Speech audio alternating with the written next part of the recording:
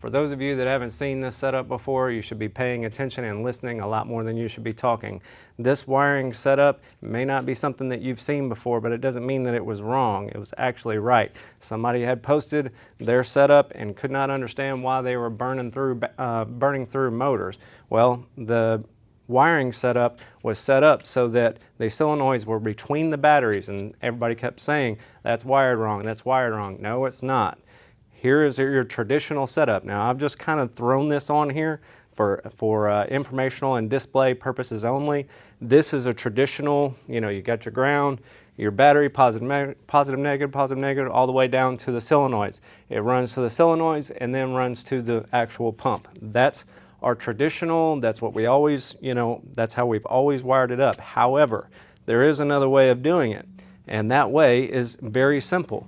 Let's say, for example, you've got 3 pumps, 2 pumps, all right, and we want to run high voltage on your front pump, hypothetically. What you can do, instead of putting all the load on the solenoids, you can simply go, let's say, 3 batteries to the rear, and we want to run 8 to the front, right?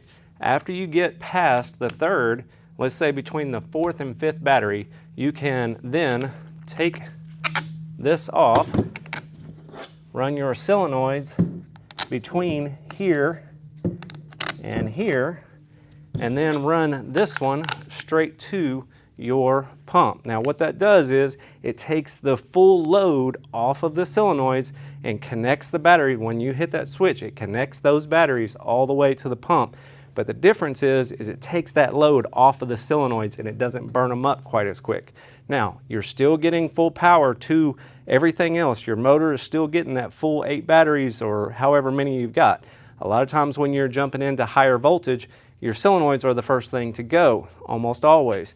Now, there's different ways of doing this as far as solenoid blocks. There's a lot of different ways, but in this guy's situation, it wasn't that, he had it wired wrong or didn't have enough solenoids or whatever. Whoever wired up that guy's setup actually knew what they were doing just fine.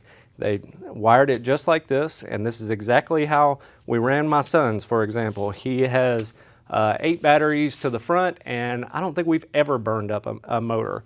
But the difference is that we've grounded the motor, and it was a regular motor. It wasn't like one of the newer kinetic motors. It was just a regular motor that we added a ground to, and we have never replaced it. Full 8 batteries to the front at all times.